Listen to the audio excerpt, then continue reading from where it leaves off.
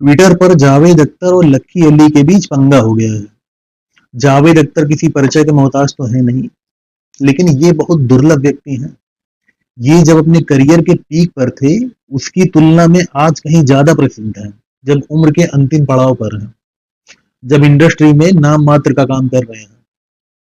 पहले अपने काम के लिए जाने जाते थे, आज अपने सेंस ऑफ ह्यूमर और अपनी किस्सा गोई के लिए जाने जाते हैं। और लकी अली, लीग से हटकर चलने वाले बेहद प्रतिभाशाली संगीतकार, अपने दौर में बेहद सफल रहे हैं। एक पूरी जनरेशन पर उनके संगीत का कल्चरल इम्पैक्ट रहा है। लेकिन इनके साथ एक दिक्कत है, इनके अंदर का कट्टर मुस्लिम रह रहकर सोशल मीडिया पर बाहर आता रहता है। मसला ये हुआ है कि जावेद अख्तर साहब का एक पुराना वीडियो वायरल हो रहा है।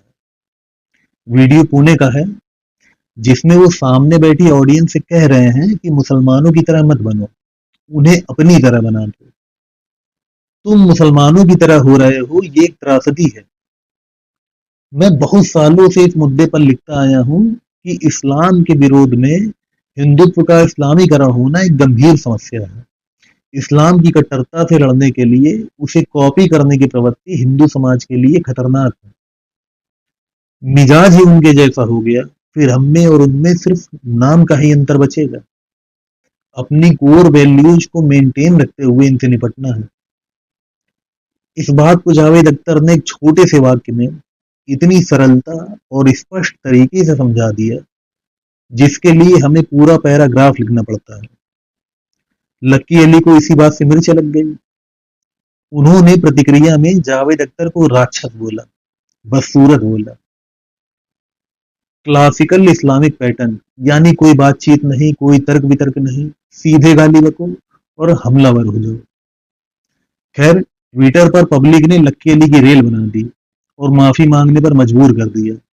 अभी 2-4 साल उनका इस्लामिक कीड़ा उनके अंग विशेष की गहराई में हाइबरनेशन में रहेगा। खैर, ये वीडियो मुझे इसलिए बनाना पड़ा क्योंकि हमारी यंग जनरेशन अक्सर कंफ्यूज रहती है। जो आज 18, 20, 25 साल के युवा हैं, उन्हें पता ही नहीं है कि मुसलमान की तरह होना होता क्या है। आखिर वो भी तो हमारे जैसे आम इंसान ही है।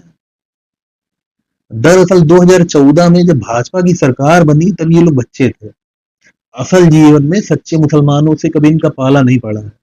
2014 के बाद इस देश का मुसलमान बहुत तेजी से सेकुलर हुआ है। आज वो न्याय की बात करता है, इंसानियत की बात करता है, अशिक्षा, बेरोजगारी, गरीबी की बात करता है, कानून की बात करता है, संविधान की बात करता है। दरअसल भारत का मुसलमान प्रगतिशील होना नहीं चाहता है, उसकी मजबूरी है।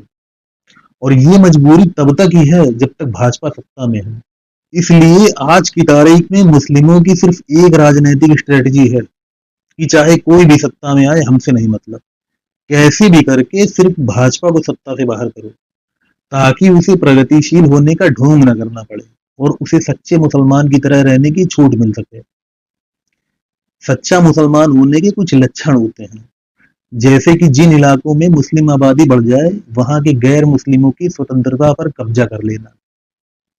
वहां के हिंदू खुलकर अपने त्योहार नहीं मना सकते, भजन कीर्तन नहीं कर सकते। 2014 से पहले आम बात थी। हर शहर में ऐसे इलाके थे जो हरे झंडों से ढके रहते थे, जो हिंदुओं के लिए खतरे का लाल निशान थे। वहां घुसने से पहले अपनी जान माल की सुरक्षा के बारे में सोच समझ लेना पड़ता था। अगर गलती से किसी एक ईमान वाले से कुछ खटपट हो गई, तो पूरा इलाका आपको दौड़ा दौड़ा कर पीटता। ये मैं कोई मनगढ़ंत बातें नहीं कर रहा हूँ, फैक्ट है। मुस्लिम बस्तियों के आसपास जो लोग रहे हैं, जो आज 30+ है, सबने देखा है। भाजपा की सरकार आने के बाद ऐसा नहीं हो पा रहा है। इस बात की मुस्लिमों को गहरी पीड़ा है। आज जो कहते हैं ना कि भाजपा ने हिंदुओं में इस्लाम का काल्पनिक भय खड़ा कर दिया है, वो या तो जीवन भर ऐसे इलाकों से कोसों दूर रहे हैं, या फिर उन्हीं इलाकों के निवासी ईमान वाले लोग हैं। एक सच्चे मुसलमान के लिए मुस्लिम ब्रदरहुड सबसे महत्व की चीज है। इस्लाम के नाते दुनिया भर के मुसलमान भारतीय मुसलमानों के भाई हैं। ये भले जीवन में अपने गांव से बाहर ना निकले हों, लेकिन गाजा पट्टी में मरने वाला मुसलमान इनका अपना सगा भाई है। पीड़ित समुदाय अगर गैर मुस्लिम है तो उसके कटने मरने से इन्हें कोई मतलब नहीं। पड़ोस में रहने वाला ब्राह्मण हो, यादव हो, वाल्मीकि हो, इससे उन्हें कोई फर्क नहीं पड़ता। इनकी सारी इंसानियत इस्लाम के दायरे में सिमटी है। यहाँ से हजारों किलोमीटर दूर बैठे सऊदी या किसी शेख को बवासीर हुआ रहा है ना, तो उसकी तकलीफ यहाँ तक होती है। अभी ताजा मामला है, एक वली रहमानी नाम का युवक है। वो चैरिटी से चलने वाले ट्रस्ट चलाता है। उसने दिवाली के मौके पर ट्रस्ट के पैसे से कुछ हिंदू परिवारों को दिवाली गिफ्ट दिया। सारे प्रगतिशील मुसलमान उसे घेर कर कुत्तों की तरह नोच रहे हैं कि उसकी हिम्मत कैसे हुई ट्रस्ट के पैसों को गैर मुस्लिमों पर खर्च करने की। इनकी सारी इंसानियत, सारी वफादारी देश के प्रति नहीं, इनकी कौम के प्रति है। मैं यकीन से कह सकता हूँ, वली रहमानी ने जिन हिंदुओं को दिवाली गिफ्ट दिया है ना, वो सब कांग्रेसी या सपाई होंगे। लेकिन सच्चे मुसलमान को इस बात से फर्क नहीं पड़ता। उसके लिए वो सिर्फ हिंदू है, यानी कि बुत परस्त, यानी कि वाजिबुल कत्ल। आज की डेट में ये आपको सोशल मीडिया पर देशभक्ति की बातें करते दिख जाएंगे, लेकिन मजबूरी, हकीकत में इन्हें ना देश से मतलब है, न इस देश की संस्कृति से, न इस देश के इतिहास से। अवसर मिलने पर छत्रपति शिवाजी महाराज, महाराणा प्रताप, पृथ्वीराज चौहान ऐसे महापुरुषों को गाली देने से चूकते नहीं है ये लोग। अभी छावा फिल्म रिलीज हुई थी, तब सबने देखा था ये किस तरह औरंगजेब का गुणगान कर रहे थे। कितनी गलीज कौम है ये, जो औरंगजेब को अपना पूर्वज मानती है। सोशल मीडिया पर इनके कमेंट दिख जाएंगे आपको, जहां ये कहते हैं कि हमने हिंदुस्तान पर 800 सालों तक राज किया है। इनसे पूछो कि मुगल और तुम लोग हम कैसे हो गए। वो तो विदेशी था, तुम्हारा उससे क्या लेना देना।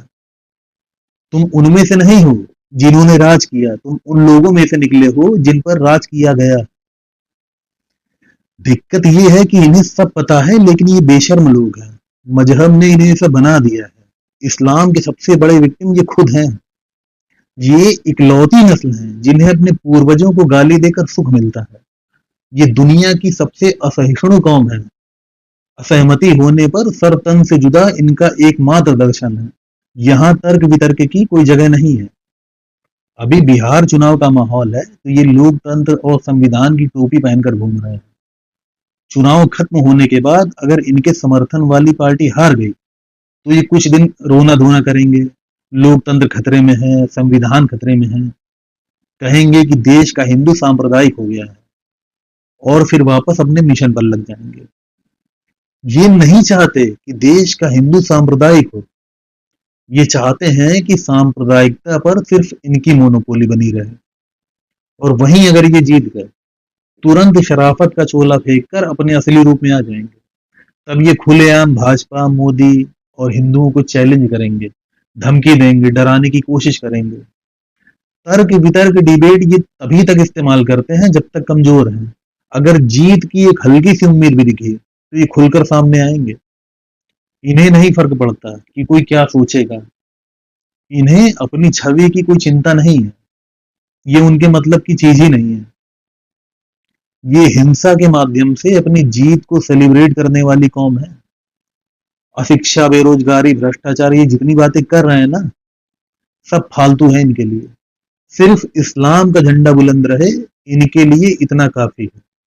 जावेद अख्तर ये बातें खुलकर नहीं कह सकते, उनकी मजबूरी है। वो जब कहते हैं कि इनके जैसा नहीं बनना है, तो इनके जैसा मतलब ऐसा। हम कह सकते हैं तो हम कह रहे हैं और हमेशा कहेंगे। ये होता है सच्चा मुसलमान, जो 2014 के बाद से बहुत दिक्कत में है।